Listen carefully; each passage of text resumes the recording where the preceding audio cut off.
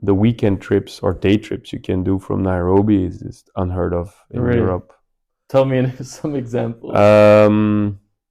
So there's literally a Nairobi National Park is a national park literally stuck against the city. So that's where you can go and see rhinos, hyenas, lions, giraffe, ostriches with like literally a city skyline as a backdrop. What drew you to this city? Yeah. In order of importance, impact, adventure, nature, and yeah, I'd say lifestyle. Yeah, so we had like economics classes, but I really wanted to feel and sense what it's like to be in like a developing economy. Hey everyone, short message here. I hope you enjoyed this video, a long video of Gilles, who moved from Brussels to Buenos Aires as a student, worked in Brussels, and then moved to Nairobi. I hope you find the information you're looking for. I've just added timestamps throughout the entire 1 hour plus interview so you can jump ahead to whatever topics you're most interested in. Please enjoy the video. If you want to support my channel, you can support by subscribing and liking the video, or by purchasing one of the books that I've published on Amazon. I've published 4 books. I'll put the links in the description. If you want to support Gill, subscribe to his channel, Gill's Quest for Riches, which I will also link down into the description. Enjoy. So how about we start with a short introduction about you, where you're from, what have you sort of done in the lead up to where you are now, and yeah. All right. So I was born and raised in Wemmel, a small town in Flanders on the border of Brussels. And until my 12th, I stayed there. Then I still lived there during my high school year, so until the age of 18. But my high school itself was already in Brussels, northern border of Brussels, Laken. So I would be biking there every day. And that were the years where I got to know Frederick, Tom, Quentin, some of the friends you know as well. Yeah. Then for university, I stayed in Brussels, but the complete other side of Brussels. So I did my bachelor at Solvay Business School, which is at the VUB campus, which is in Etterbeek. That's a pretty good business school in Belgium, right? Yeah. So what are the good business schools in Belgium? Like, if you would just name the top 2 or top 3? Solvay. Only Solvay. Yeah. Yeah, maybe also Vlerik. They're also. Yeah, but Vlerik is a postgraduate program rather than the whole. So Solvay is you have a bachelor and a master's and executive education and postgraduate education. Vlerik is only postgraduate. Okay, so you mean like a bachelor, immediate master. Solvay is the best one. Yeah, I would agree. Yeah. And then, so I did my bachelor at the VUB. Then you also have Solvay Business School at the ULB, so the French university. That's where I did my master's. So you did your master's in French? Mostly French, because since it's business school, most of the topics were in English. So when I was lucky, the topic was in English. When I was less lucky, the topic was in French. And the worst was actually when it was in English given by a French professor who's not that good in English. Because then you have to translate his English to French in your head to understand what he wants to say in your native language. So that was the trickiest one. Yeah. Yeah. And I went to Solvay ULB. Why? Because they had it's a bigger school, so they had a few very impressive professors that I wanted to get like classes from, and their exchange program was way more interesting. So when I was at doing my master's there, is when I did my exchange in Buenos Aires, Argentina. And how did you like that? I liked it a lot. You can't call yourself a real meat eater if you haven't eaten any asado in Buenos Aires, Argentina. And you are a meat eater, right? I'm a meat eater. Yes. Yeah. Don't you have like a? Didn't you have like a eating Instagram or eating channel or like you? Not a channel, but I was paying attention to what I ate. Yeah, I definitely continued eating meat. Yeah. Yeah. Yeah, Argentina. And where did you study in Buenos Aires? Yeah, in Universidad de San Andrés, which is like the upper class business school, actually. Lucky for me, I just continued paying the hugely subsidized tuition fees for Belgium, and Which is how much? I think back then my master years were like 800 euros tuition per year. Per year. Per year, and then there in San Andres, I think they go $15,000 a year. That's crazy. Which I obviously didn't have to pay. In terms of level, I would say it's way easier than what I had, but I chose that destination because of two reasons. One, I wanted to learn a world language. Before I moved there, I didn't really speak proper Spanish, whilst all the courses, exams, everything was in Spanish. Really? So yeah, I just blatantly cheated on the tests, a Spanish test to be allowed. And when I arrived, to be allowed to go. Yeah, when I arrived, they wanted to send me back. Yeah, that was a big fuss. Like honestly, in the first months or two that I was there, people thought I was like a dumb, an idiot. On top of that, my name is Gill, but yeah, Gill, at least in Argentina, is referred to as like un Gil, un tonto, like a dumbass. So even when the few words that I could say was literally my name is dumbass, so that really didn't help. But yeah, but it was. You said it was a fuss. Why they caught you, or it was a fuss because it was so difficult the first months because you didn't speak a word? No, they literally wanted to send me back. Yeah, like the yeah, Argentinian of course, university. Yeah, because for them, for them, there's two things going on there. Like they do the exchange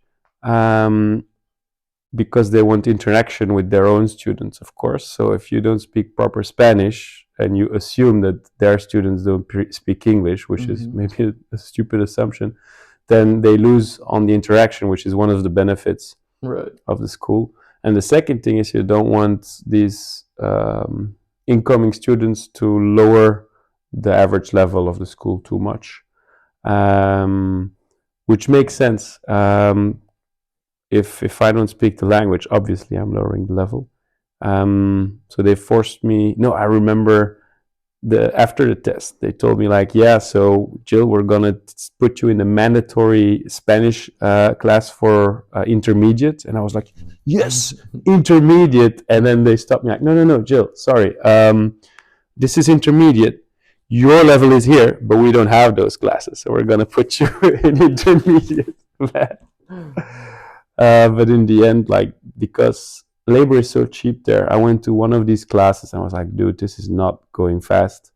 And I asked then the professor, like, hey, how much do you charge for one-on-one classes? And it was like €7 an hour. So even for me as a student, that was like, okay, I'm not gonna be wasting my time here sitting between other retards. Like me. Yeah. So yeah, I booked the teacher as a private teacher. Wow. Yeah. And it worked, right? Because now you speak Spanish, actually. But I'm losing it again because I learned it on so little time. It worked, but it was also the only thing I was doing. So in class, I would be writing down like diligently all the time during class. So everybody thought I was having like great notes. No, I was writing down every single word that I didn't know, and then I was translating it. So the first month or two, that's the only thing I did. Like through the translations, I more or less figured out what they were probably talking about. But I was just learning vocabulary. That was then 6 months total? 5 months and a half. 5 months. So half the time, almost, or less than half the time, you were basically focusing on Spanish, and only then you started. Yeah. It was so bad, man.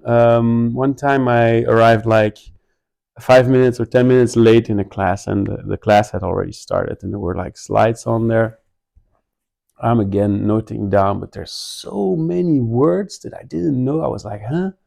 So many, and they were all ending with I, which is very atypical for Spanish. So after like 15 minutes in the class, I like raised my hand and I'm like, hey, these slides, are they in Spanish? And the whole class starts laughing. No, apparently the professor gave the same class but in Italian, and he had just taken his Italian slides because everybody, well, can more or less read Italian if you speak Spanish. Yeah.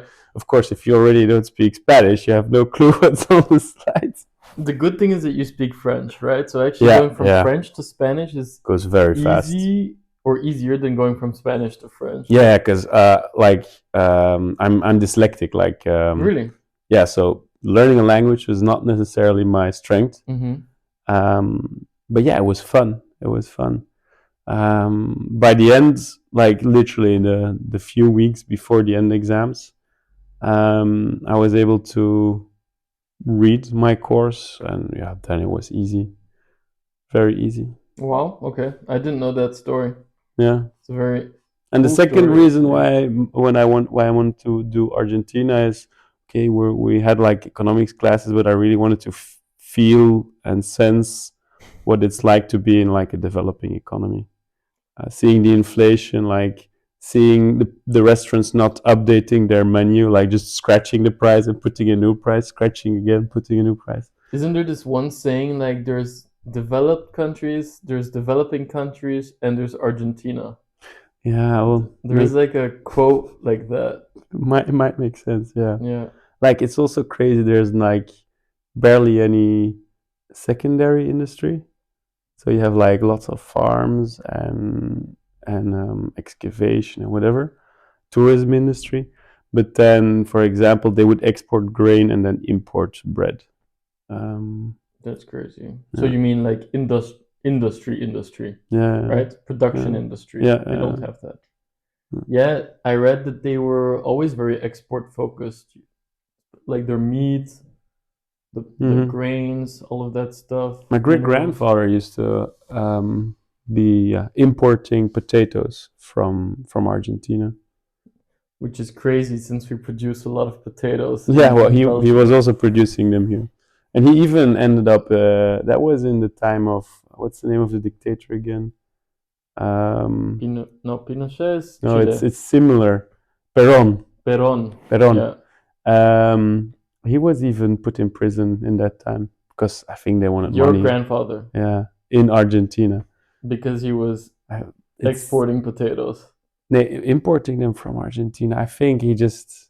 So he went to Argentina to import them to Belgium. Yeah, or they had farmers there or farms. I don't remember. Anyway, like it was clear that the local big kingpin or politician wanted a bigger slice of the pie. Maybe he wasn't just importing potatoes. Well, who knows? Who knows? Okay, so you really enjoyed Buenos Aires. Yeah. You would recommend it? Yeah. But as a student location, tourist location, I have no idea what it is for like career-wise. I do remember most of the students that I was in that uni with, they ended up like moving abroad. Yeah, pretty sad if you think about it. Yeah. Nobody's able, or nobody wants to stay and actually build up the country. There's no point. It's a country that keeps destroying itself. Yeah. Well, Kenya too. Kenya too? Yeah. We'll come to Kenya, right? So okay, Buenos Aires is really cool, and then you are actually like a real Brussels person, right? Yes. Then I came back to Belgium, worked and lived in Brussels from. Well, I finished my master's. All the while doing my university, I was living in Brussels as well. And then from 2010 till 2016 was like my study years, university in Brussels and Argentina. Then 2016 till 2022, no, 2023, I lived in Brussels. Yeah. And working. Working, 2 different locations. Yeah, I love the city. I think it's a hidden gem. Um, Luckily, not that well known. Yeah. Thanks to Trump, many people think it's a shit town, which is perfectly fine because it's not that big if there's I too think many it's good tourists. for Belgian people that it's not known. Yeah. Yeah. The food is good. Things are reasonably affordable, especially for a capital. It's small. It's 1.1 million inhabitants. You can nearly walk everywhere in the like city center. Relatively well connected with the metro. Can always be better, but it's actually relatively okay. And for this size of city, it's actually super international because you got the European Commission, you got the NATO offices. It's the capital of Europe, so you have a lot of main embassies from countries that maybe don't have an embassy Yeah. in every country. You have some colonial past. Then you have a lot of French people from France who like to live in So Brussels. many. Yeah, I think it's the number one immigrant group in Belgium is French people, most probably. which is very surprising. Mm. And the second one is Dutch people. Could be. Could very much be. Yeah, the Dutch they don't necessarily Not move in to Brussels, Brussels not in though. Brussels, Yeah, but they but buy houses because houses are so expensive in the Netherlands. yeah, yeah, it's a lot cheaper in Belgium Hmm. to live and buy buy anything. Yeah, and Compared. the food is good here. It's super good here. Yeah. Yeah. What are your favorite dishes? What now I'm really craving like mashed potatoes with Really? carrots and like farmer's sausage. Stoemp. Yeah, stoop with then a slice of bacon in the oven, so the juice of the bacon goes in the Really? mashed potato. Yeah, that's the stuff that I don't get at home. In Nairobi. Yeah, yeah. It's funny. I always crave Americain. Oh, but I've had plenty of American already. Yeah, yeah, that one too. That's like my number Americain one on a craving. pistolet. Yeah. I think nowadays I eat more Americain than I did before I moved out, just because I can't have it. It starts being a real craving, Yeah. and then when I'm here, chocolate I usually take some along with me. Oh, twice already. It's the first thing I eat when I come back for Christmas is speculoos. Speculoos is really Yeah, nice. yeah. Chocolate I also eat every day when I'm here and also take back with me, especially dark chocolate. The quality is just very good. Dude, if you take chocolate with you, you can go to this outlet store of Leonidas, where you pay like maybe 20 euros per kg of praline chocolate.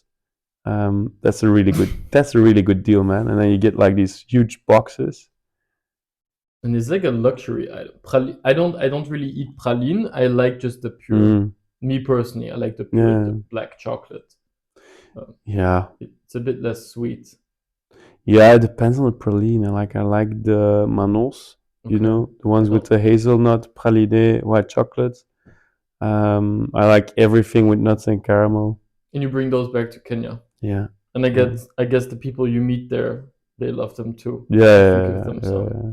It's how I bribe people. It's how I used to bribe my professors in Argentina too. I had like a Côte d'Or chocolate.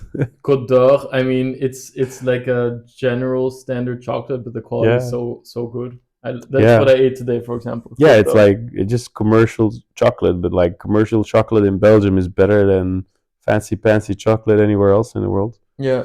You know something else that I really like nowadays is whenever I come back to Belgium is matjes. You know the raw fish. Oh fuck no, I love those. no. Salmon I eat as well because salmon is fucking expensive in Nairobi. It Okay. doesn't. We don't have it there. Like tuna, you can get at the coast, and there's some local fishes that are good. But salmon, it's imported, and then most of the chefs don't properly know how to make it anyway, so Yeah. you just don't order it. It's not as fresh anymore. Not as fresh. It's expensive here, but it's more expensive there. Yeah. Um, yeah. Yeah. And what was your so you said you already destroyed some cravings. That's why you didn't say Americain. Yeah. But what was your besides Americain, what was your main cravings like when you landed and you told Speculoos. Speculoos? Speculoos. What but as a meal? Yeah, you can have speculoos as a meal. You just eat more of it as a meal. yeah, pistolets with like a good charcuterie, Yeah, américain as well. agree. Like the good croissants and pain au chocolat, Pain au chocolat the also had some. Swiss. First day I went to the pâtissier to buy some eclairs and some other stuff to go have it with my grandma. My grandma also Um, loves eclairs. yeah, Do you say pain au chocolat? Because I read somewhere that pain au chocolat is like northern France, chocolatine is southern right, France, right. but Belgium is supposed to be coucou chocolat. I think Yeah, my yeah, grandma says coucou true. chocolat. Yeah, true. Coco chocolat. Yeah, Chocolat cook, coucou yeah. chocolat. When I speak French in Nairobi, it's usually with French people. And they say obviously pain au chocolat. Yeah, I Yeah. think that's And so, okay, so Brussels in general, you evaluated very highly.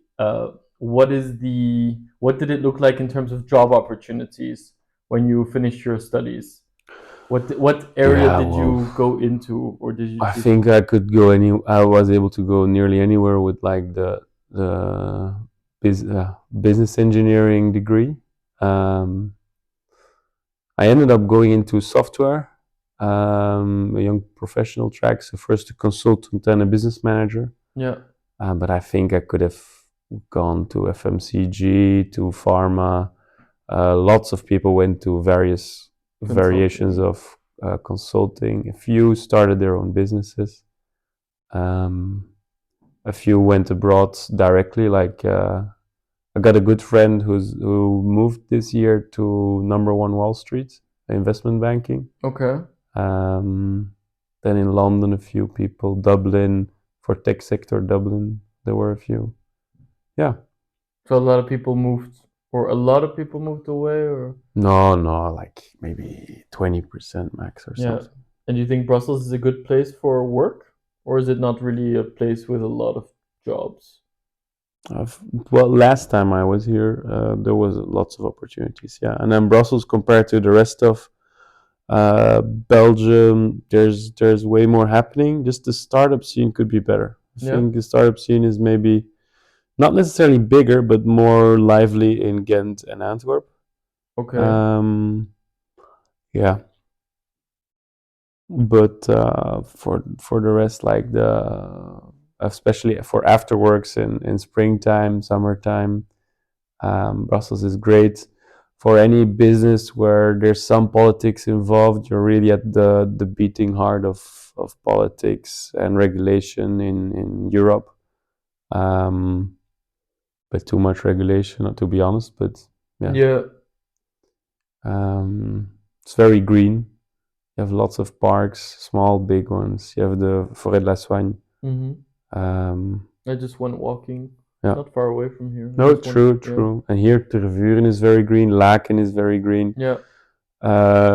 Architecture, man. You have like, that's the birthplace of Art Nouveau. There's quite some Art Deco. Yeah, then you have all these neoclassicist buildings. It's a beautiful city. Yeah. So there's a lot of cultural activities. Work-wise, I guess it's more of a political center Yeah, well, rather than a business center. you have like the big pharma giants have their offices in Belgium. I think in Brussels In too. Brussels? I know pharma is big Belgium, in Belgium, but I yeah. don't know where they're based. I But thought I in know Antwerp. Johnson and Johnson was no a chemical industry is Antwerp Okay. because they need many of their supplies coming in from the port. I know Johnson and Johnson was next to the VUB campus. Okay. Um, they probably have multiple places though. And what would you say about affordability in Brussels? Is Brussels a place where most people, or out of your personal experience, it's affordable, or is it too expensive and you cannot save money, or what would you say? It is depends what you compare it with. If you compare it with the rest of Belgium, it's expensive. It's a city, it's a capital, so a bigger portion of your salary, especially in the beginning of your career, will just go to rent. Mm-hmm. Um, It's not as bad as London, Amsterdam, Paris. but yeah. So compared to other capitals, it's very very good. Compared to yeah anywhere else in Belgium, it's probably pretty bad. Mm-hmm. Yeah, and I guess you also earn less in Brussels than all of those other Yeah, cities, yeah. right? But then again, salaries in Brussels are on average higher than in Flanders. Maybe not in the cities, Ghent and Antwerp, but like yeah, salaries in the big cities are usually higher too.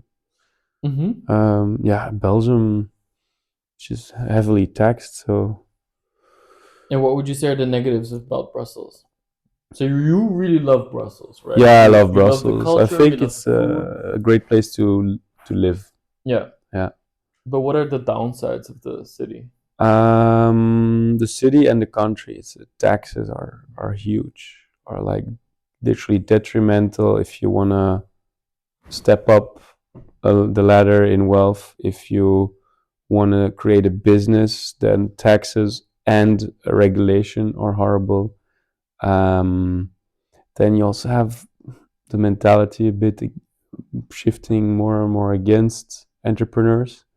Like if you fail, you're a failure. If you succeed, you're profiting from your employees. Like you're always the bad guy, and you're always the guy who should be supplying more money to society so they can spend more. Mm-hmm. Like it's a very, I would call it a very toxic environment for anybody who wants to create value or Yeah. get further along in life.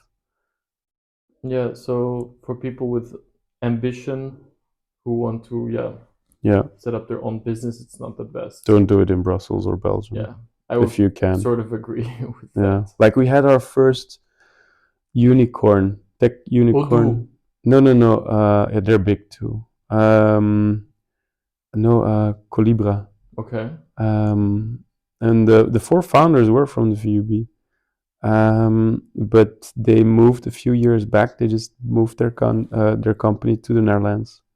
And why it was taxes, specifically taxes on, because all taxes are worse here, but specifically taxes on stock remuneration. So in Belgium, from what I understood, is you get taxed the moment you give your employees like the options. Yeah. So way before they ever get executed, way before you even know whether they're worth anything, the taxman already takes money, which absolutely doesn't work with how the system goes about. Like you're paying taxes on stock options I'm giving you now. The main objective is to stimulate you for the long run, give you a lot of upside potential. But then because of taxes, what I actually do is I give you costs now that hopefully will pay off later, Yeah. but maybe they don't. If Yeah. we If go you get down, you've paid and you'll never see a single dime. So you've paid taxes on losses basically. Yeah, if you get 100,000 worth of stocks, you have to pay 50,000, Yeah. which you maybe don't have. Yeah, which you Imagine you maybe just won't don't get. have the money in your Yeah, bank account. and which you might not even get out of those stocks.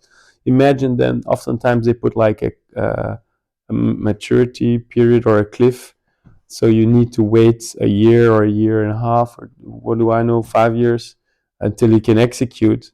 So it absolutely does not make sense. Yeah.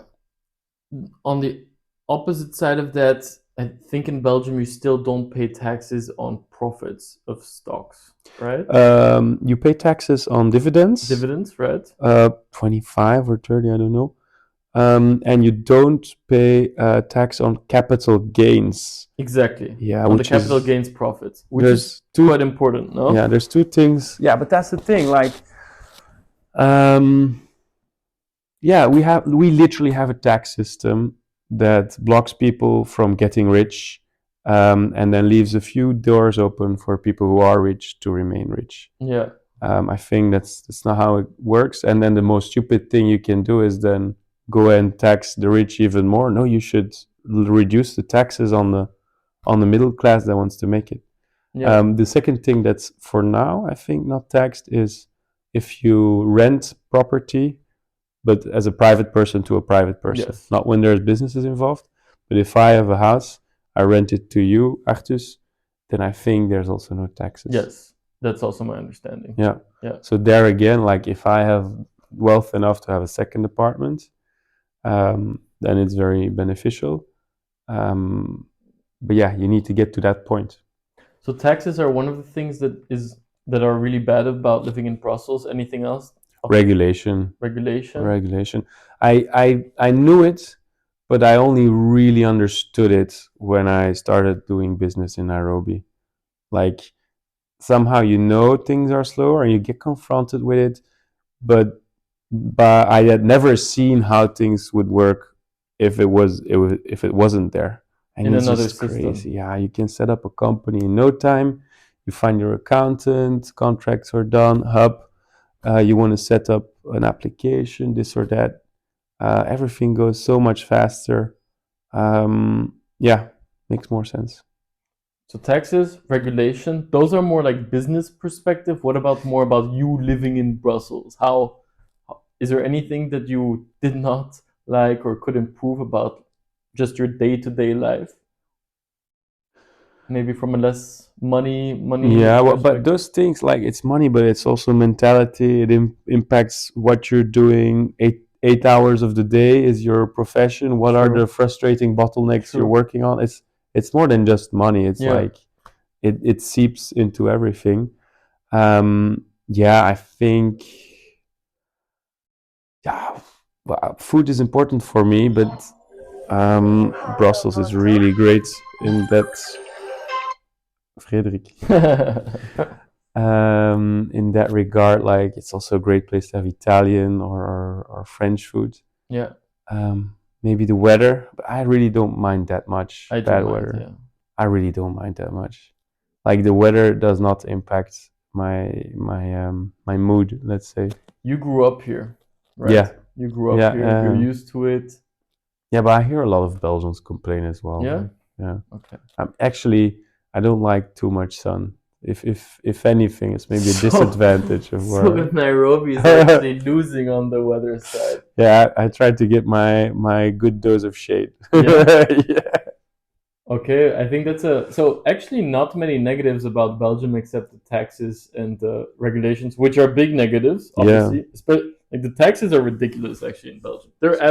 Many companies are leaving Belgium just because of this. Yeah. It's wild, but we are a very tax heavy society for some reason, yeah, and very inefficient politically as well.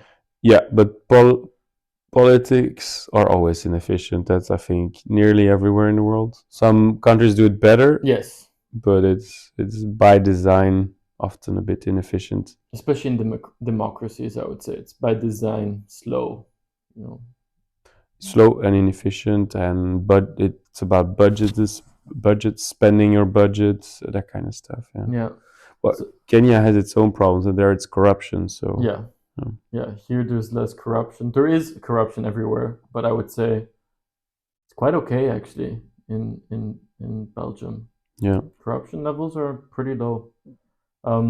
So I think that's a pretty good evaluation of Brussels, the city that's in your heart. I would say, I would imagine, right? Because you've always spoken very highly of Brussels, always been exploring all the newest restaurants, cultural stuff. So you really have a passion for it. And when we walk through the city, you always talk about the different locations and architectural sites or architecture Oh, yeah. buildings. Last time we had the demi at the Sirio. Remember? Yeah, you were the one who. Yeah. Didn't you also give a tour once, like a little, Probably. Yeah. or we were just walking and you were giving a tour anyhow? Yeah. Well, that was maybe with your sister that we did all these little bars in the little streets. Yes, No? could be. Yeah. So let's look at this city that you randomly picked. But you're gonna tell me why it's not random and why you picked this city. So why Nairobi, Kenya? Yeah. Out of all the options, what drew you to this city? Yeah. Huh. In order of importance, impact, adventure, Um, nature and yeah, I'd say lifestyle. Yeah, those four I would say. Yeah. So what do you mean by those? Yeah, if we So with can explore a bit deeper into those. I got to a point in my career where I didn't really like my job anymore, Mm-hmm. but I didn't really know what else I wanted to do. So that was December, like around December 2022 is when I quit my last job here in Belgium without knowing what I was going to do. Took 2 months chill time and then started looking around like, okay, what do I want to do? Um, got some job offers in Belgium for actually like on paper really good jobs, but I didn't feel it. So Yeah. I knew something was off. So I started looking a bit deeper, and I realized like, okay, there's two things that I've actually been missing a bit. One is adventure abroad. So I still remembered like Argentina, the night when I was flying in for the first time. It was night. The city was lit up, and I was looking through my little window You're like, in the holy plane. I was shit. like, man, this is where I'm gonna be living for half a year. Yeah. That was such a great sensation, and I was like, man, I want to have that at least one more time in my Yeah. life. Um, but I had like buried it a bit for career and relation and whatever. And then so that's the adventure part I was looking for, and also impact. I had worked in different variations of sales in technology environments, Mm-hmm. um, and I think I was reasonably good at it, but I didn't get that much satisfaction out of it. Um, so yeah, then I realized actually I want to have like a bit more impact. Like the time I'm spending, I want to spend it to more than just filling my and my boss's purse. Mm-hmm. And then after thinking, I was like, okay, the types of impact that somehow I feel closest to are environmental and poverty traps related. Okay. Um, so with that in mind, first I had gone to Amsterdam, check Amsterdam out. Amsterdam was cool. I would move to Amsterdam. Check Berlin out. Berlin was nice, but I didn't see myself living there. I was also So gonna. what do you mean by check out? You were researching it, I or you went there. went? You went I went. Yeah, yeah. I went to the city even before I was like on a weekend applying. trip, Yeah, yeah. just Well, getting the vibes. yeah, Okay. yeah. I went there. Berlin I liked, but I didn't see myself living there. I was still gonna go to some places in Switzerland, but then I bumped into an acquaintance who told me about a mutual friend who had a company and consulting practice in Zanzibar. I was like, oh, that's interesting. So I had a video call with her. Then she told about this crazy idea that they were starting a little Silicon Valley on Zanzibar, and she was mocking it a bit, like, yeah, we don't even have 24/7 electricity, so forget about internet connection. I was like, okay, but my background is in tech, so if I can leverage something, that would be nice.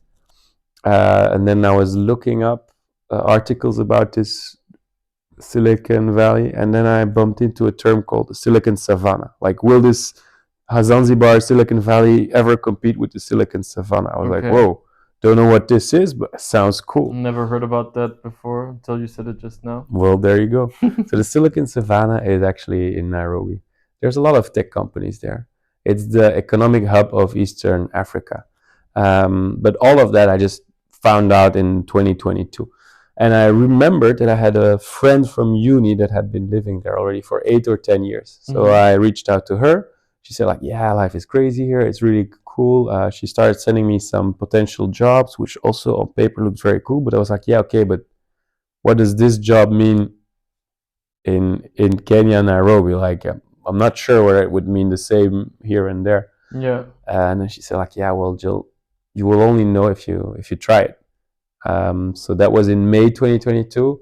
I just booked 3 weeks to be in Kenya, Nairobi, be there a bit as a tourist, like get the vibe, and I really liked it. I still remember like the vibe, that just the color of the earth, like the terreau, Yeah, the color of the earth. the earth, the ground is like reddish brown, and then like very, there's nature everywhere in Nairobi. There's trees all over the place. Yeah, I really liked it. Obviously, it has its downsides too, but the upsides greatly outweighed the downsides. So when I got back, I still had one more trip planned, like in Greece, and then I started looking for a job. Um, and I just took, yeah, I had three options, and I took the one that made most sense in the short run, just to get my feet on the ground, start networking a bit. My three first months, I wasn't even paid. My deal was that one of the co-founders, who has a great network, would introduce me to the people I want to be introduced to in Nairobi, and in return for that, I would work for free, Yeah. and that paid off pretty well. I think in 1 year time, I have a more impressive network in Nairobi than I had after multiple years in Brussels. Mhm. And it's something that I've been thinking about in general. Do you feel that your skills are like you or me? You know, are your skills useful there? Are you able to really make a difference as someone coming from Europe to Nairobi, Yes. or is it like, hey man, we don't really need you. We have a bunch of people already here who know the same stuff. I don't. Yeah. You know what I So mean? yeah, one part there's a bit of both there. So one part, there's huge unemployment, at least officially unemployment. I think it's like 50% or something. Now, of those 50% unemployed, many have informal employment. And then the the government also puts like quite expensive costs on getting your work visa. So, for example, if a company wants to employ me, I think it will add up everything included. So we're talking what we call facilitation fees, which is basically formalized bribes, Yeah. and all the other costs that come with it. You're easily at $8,000 for 2 years. Well, it's for two Wow. years.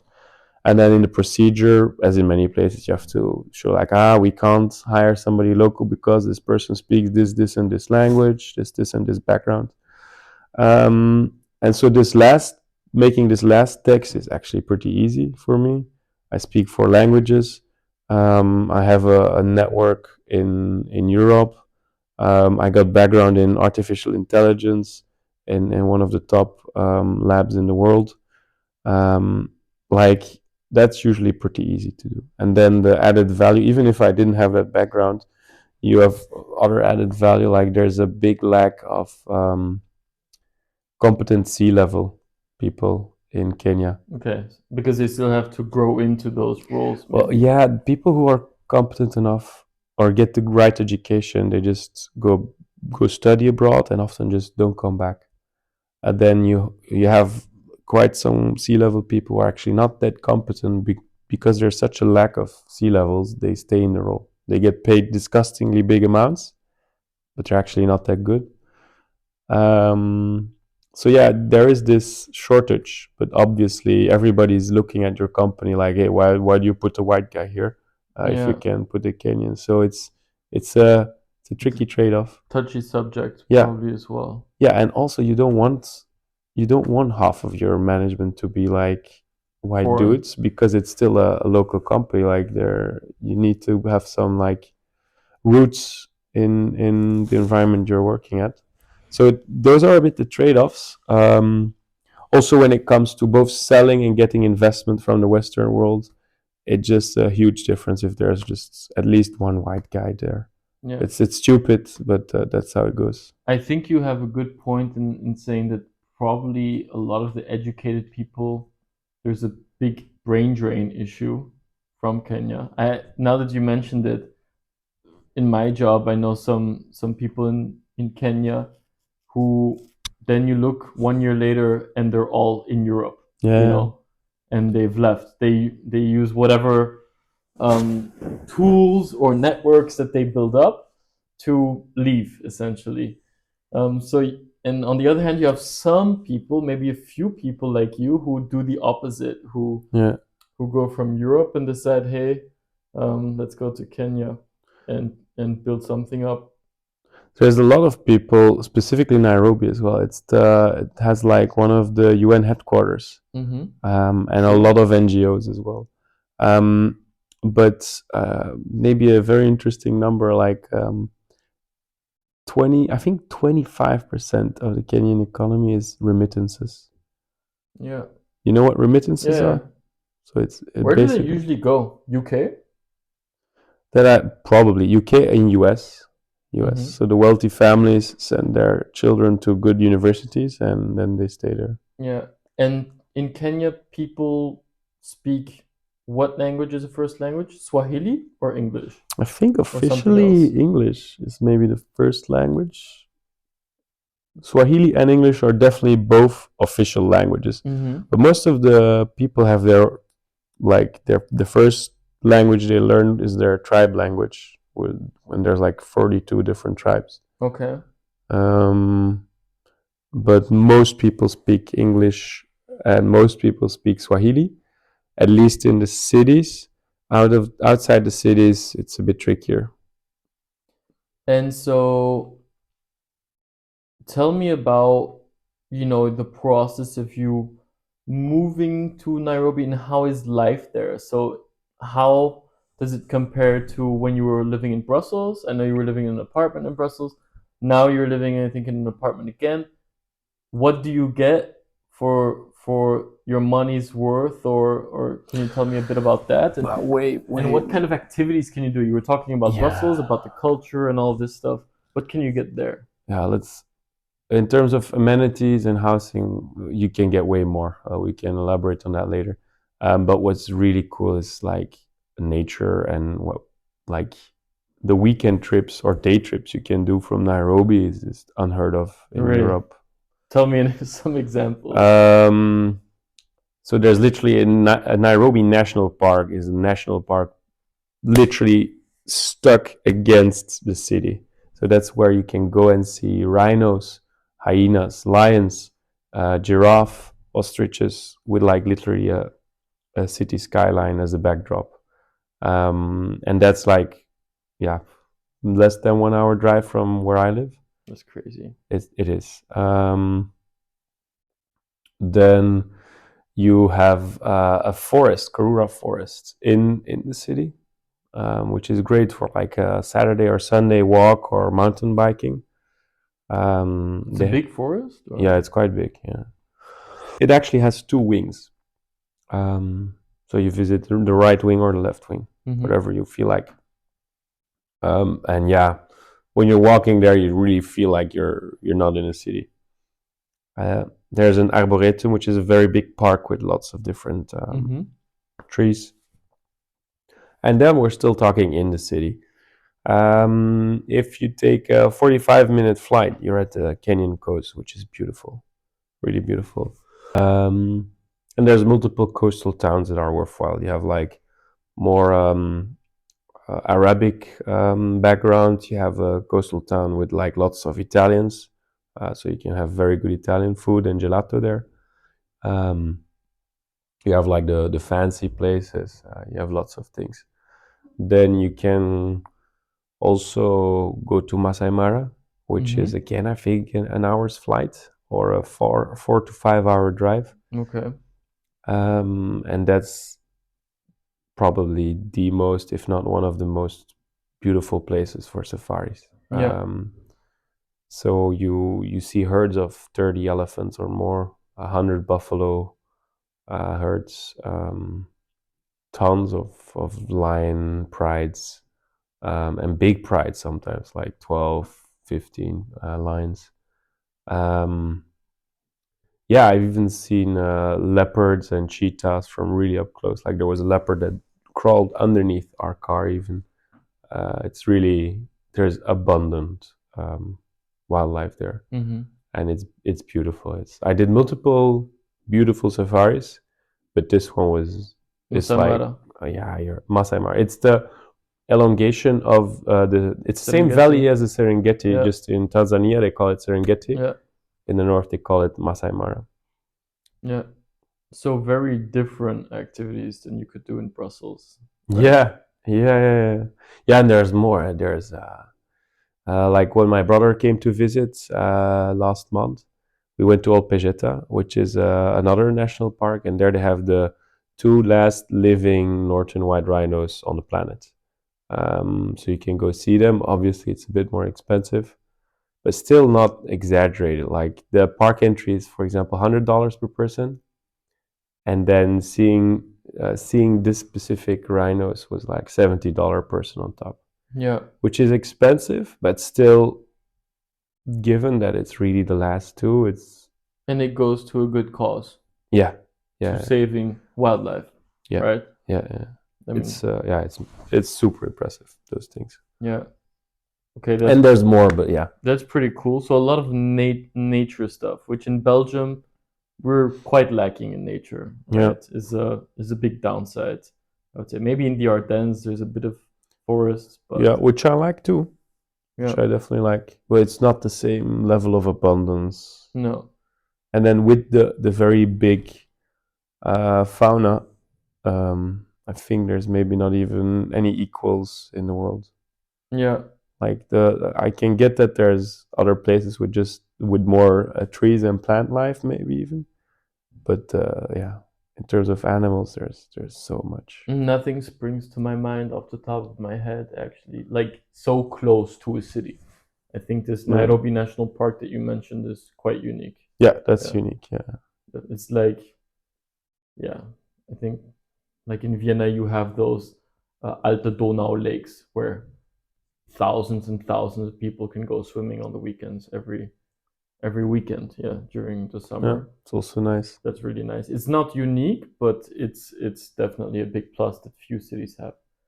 Okay, so that's really cool. Activities and what other types? So let's say non-nature. How, as you said, you used to walk down the street in Brussels, looking at going to Yeah, museums, looking at that's one of the things I buildings. miss in Nairobi. Like, how would you say, open public spaces? It's very American like, where you go everywhere by car. Okay. There's not like the little terraces on the street where, like, the restaurant that has like Yeah, part yeah, of I their know what you table. mean. Yeah.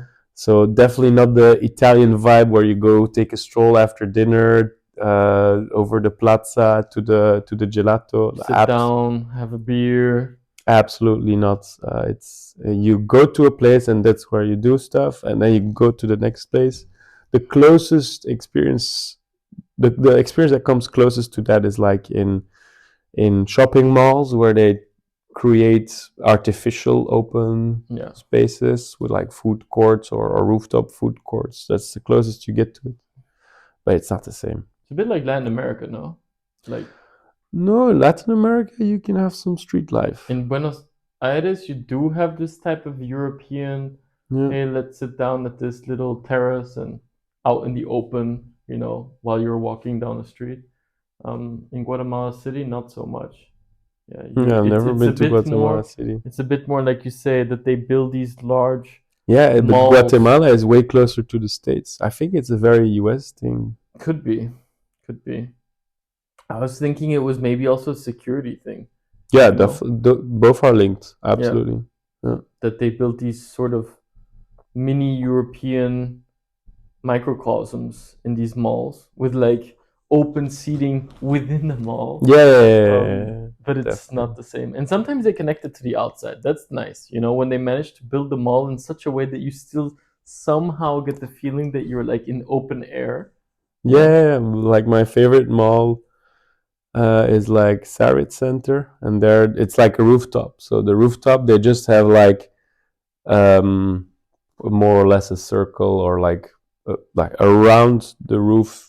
They have like all these food restaurants, and That's then in the cool. middle there's like some water flowing and some trees and benches, and it really gives a bit of a public space vibe. That's cool. Yeah. It sounds cool. Okay, so that's somewhat missing. And how is you, Mr. Culinary Expert? What do you think about the culinary choices in Nairobi compared to Um, Brussels, for example? yeah, I'll start with it's primarily good. So I'll start with the good stuff. Just remind me I say something negative too. So I would say you can easily get up to 80% the quality of Brussels food Mm-hmm. for like 40% of the price. So I think that's a very good trade-off. Okay. If we're not talking about like Michelin star restaurants, like just average and good Yeah. restaurants, um, yeah, lower price is really great. Best Indian food I've eaten outside of India, because there's a very big Indian community there. It's very strong, so you can find very good Indian food. Um, then wine is a bit disappointing. Do they make Um, wine there? no, maybe no. They do have like something called the Champagne Rich, but I don't think they make wine. Okay. So you get South African wine or imported wine. But then, yeah, for those are the only things that are more expensive than in Europe for lesser quality. Mm-hmm. So I don't drink that much wine, or I bring some bottles myself. Um, Especially champagne in clubs, I've been recommended not to touch it because they fake it sometimes. Definitely, if you order a bottle, make sure it's opened at your table. Um, so yeah, those things are a bit less, but then again, that's not really that big of a deal to me.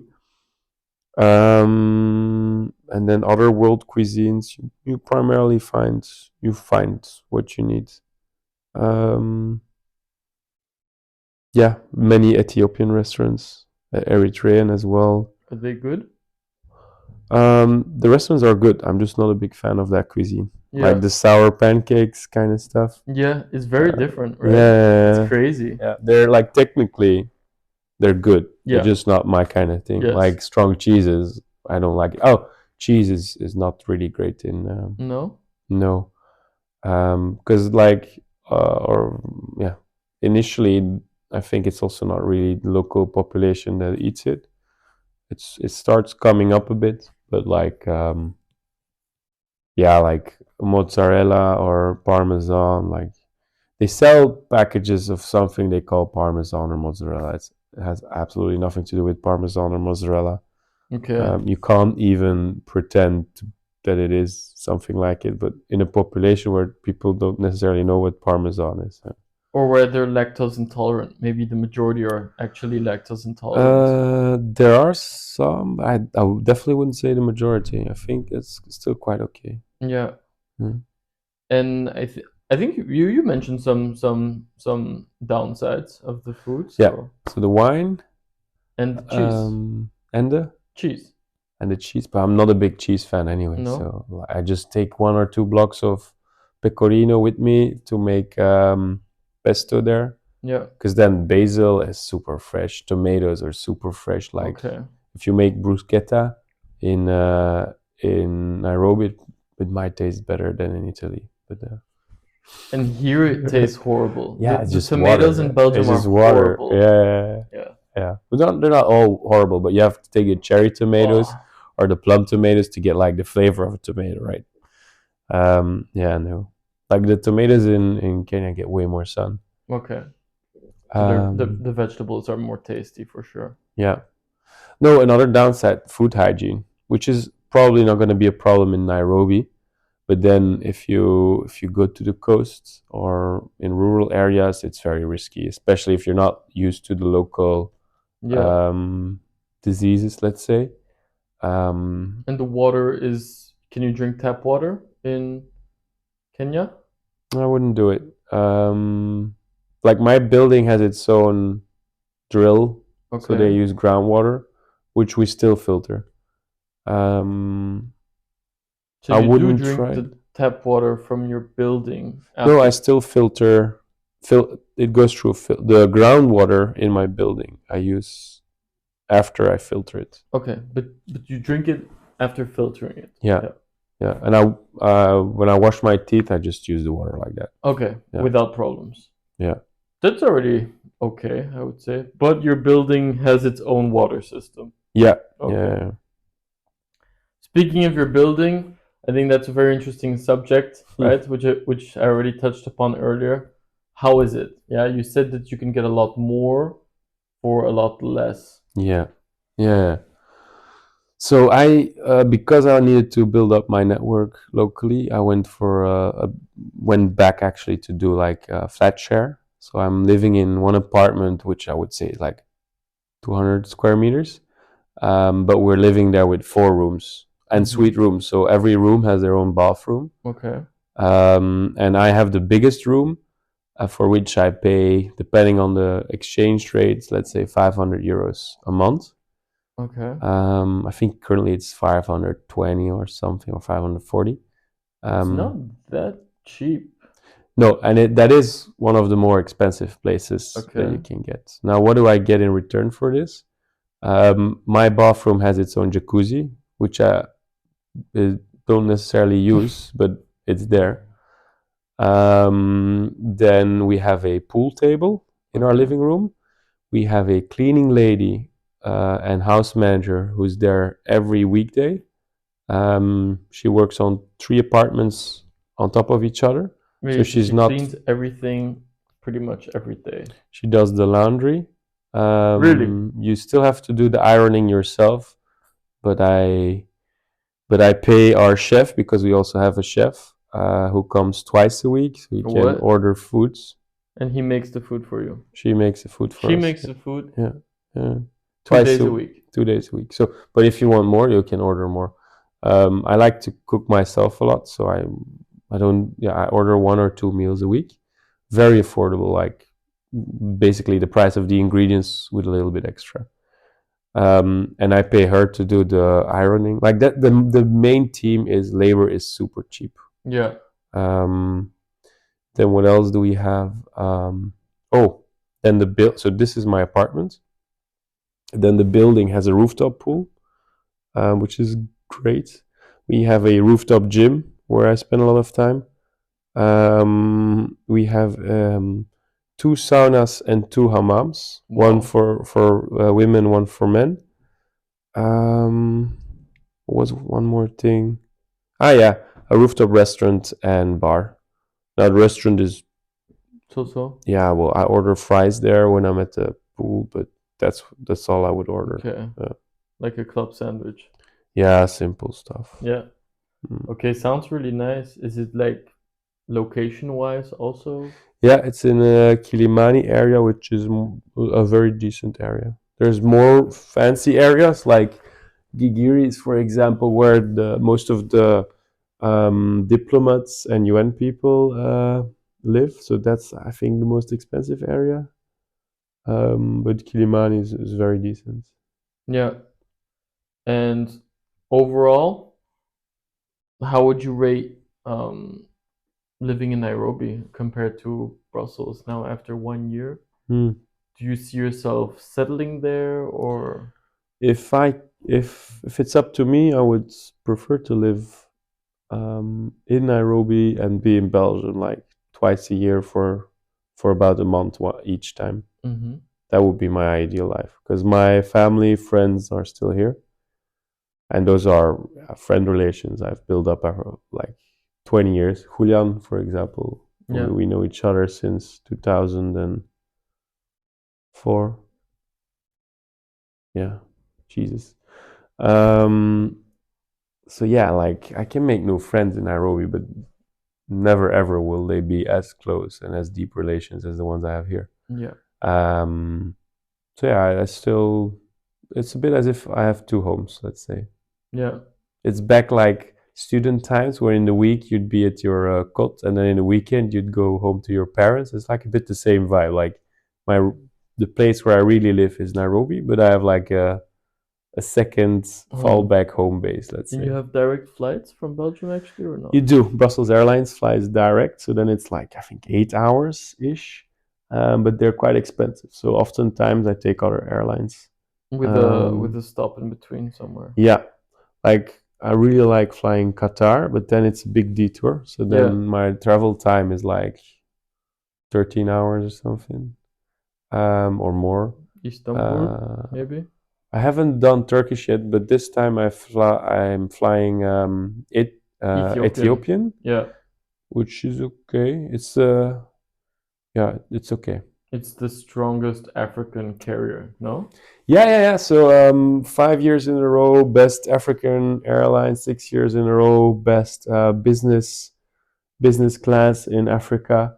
But I have to say, on my literally my first flight from Nairobi to Addis Ababa, Mm-hmm. yeah, I saw a cockroach crawl over the wall in front of Really? me. Yeah, and then the Ugh, second flight, there was a strong, pungent urine smell the oh my last hour God. of the flight. I don't know. I was seated not too far from the toilets, so it might be the toilets. It might also have been the person in front of me. Can't Pissed judge. themselves. Can't judge. Can't judge. Okay. I don't know. I don't know. But I don't. I do know what I smelled. But Yeah. okay, those are extremes. Like the food was decent. You're flying back with Yeah, Ethiopian. yeah. So maybe that will change your mind about it. I'll let you Maybe know. you were very unlucky. I wonder. Yeah, I wonder. Um, okay. One last question before we go to, let's say, a closing comment. Mm. Why would you recommend anyone? Like, what are the major reasons why you would recommend someone to move to Nairobi? Hmm. Like, Adventure. There's a big impact scene, a big tech scene, quite some funding. Um, yeah, agrotech is decent. Fintech is very big, by the way. they have Just not M-Pesa. Isn't M-Pesa M-Pesa. from Yeah. Kenya? So uh, I don't remember when, but 7 years before Belgium had Bankcontact app. It's also way before Netherlands had Tiki. Um, they already had M-Pesa in Kenya, so it's mobile payments Yeah, and it's omnipresent. Like it's used more than cash. But yeah. people refer to it as cash. If they say like, "Can you pay in cash?" They actually mean, "Can you pay in Really? M-Pesa?" Because if you really take out cash, then they might say, "Ah, sorry, I don't have change." Like they really refer to M-Pesa. It's everywhere, but that also makes new business models possible. New what? New? New business models Oh yeah, possible. like very Um, micro. yeah, yeah, But how does it work? You simply get a SIM card, yeah, you upload money on that SIM card, which yeah. is used for data. In Europe, it would be used for data as long as the money is lasting. But there, you can also use the outstanding balance as your current account, essentially. No. It's I think technically it's probably just a ledger that they hold. Like this is your phone number and this is your money on M-Pesa. The money is not substituted to data or anything. You can buy data with it Okay. in then the Safaricom, which Yeah. is the operator, Safaricom app. You can use M-Pesa to pay for Okay. data or minutes. But it's literally It's it's completely a wallet. separate. It's a Okay. wallet ledger kind of thing. Yeah. Okay. Yeah. And it was quite easy for you to set up. Yeah, super easy. Okay. You just showed up one And day. as a foreigner, I need to bring my passport. I think as a local, you bring some type of ID number or something. Okay, interesting. So people essentially who really want to go somewhere where there's a lot of action, maybe not so much, let's say, in the style of London or Dubai or Paris or New York, but Yeah, rather a place it's where it's really a metropole. Like it's a big city. There's like many people when they like the people who visited me when they're there. They're all like, "Whoa!" Like there's more skyscrapers than in Brussels and Antwerp combined. but Like, that's not surprising, right? Really. all right, but it's a big city. Yeah, yeah. Um, And you think the country and the city are really gonna keep growing and keep they have been for a long time, and now they're stuttering a bit because they took on a lot of debt, and then now the government, well, the typical story, and then the government is increasing taxes to pay off debts. Now this year they have refinanced a big debt that was coming up, so that's put some like breathing room. let's say. But then with the finance bill that they wanted to pass, you had like quite some protests from the local population. They stormed parliament. Really? Yeah, people got shot. So yeah, why am I talking about this? About the future prospects. Yeah, it's still Africa. Like you can't tell. Like what I can tell is Europe is slowly going down. Yes. It's going down and it's going slowly. Yeah. That I would bet you €1,000 on it right now. Um, in Kenya or Africa as well, I really can't tell. It's a coin toss. So, yeah, it's multiple coin tosses. It can be completely different the next year, and then this happens, and then this happens. There's a lot of leverage in different directions. Yeah. Because the Middle Eastern countries seem to be slowly heading like in a good upwards direction. I would say Southeast Asia has really done a great job. Also, Mm-hmm. East Asia, obviously, China. Let's see if India, and Pakistan and Bangladesh are able to sort of come up. But then Africa is so massive. I mean, South Africa is going down, Mm-hmm. in my view. Nigeria has gone down drastically. They used to be number one economy, and now they're, I don't know, 3 or 4 again. Which country in Africa is going to be able to create sustainable growth? That's a big question. Like, how is Egypt still so important when you have so many countries like Ethiopia, Kenya, Tanzania, DRC even is going to explode in population wise. Yeah, yeah. Like So much potential. it's crazy. Like yeah. But population keeps growing. Very very young population, and in this modern day and age, like I think many people don't realize it, but like it's so easy for yeah any Kenyan, at least if you live in a city, you get a cheap computer, you learn how to code online, and you can start offering your services to Western countries. Africa is in the same time zone as Europe, Amazing so location. yeah, like any Belgian software developer that is very emphasizing on I want to be able to work fully remote. Well, guess who you're going to compete with in the not so distant future. Yeah, 10 years maybe. Less maybe. Already, like there's companies who already do this. Yeah. Um, they're not overflowing the market yet, but they will have the volumes to overflow the markets. Closing remark from your side, like something that you live by or something that you would give as an advice to other people. Anything that pops in mind that you would like to say as closing remarks? Yeah, maybe it's better to try and fail than to not try at all. Yeah. All right. Thank you very much, Gilles. Thank you.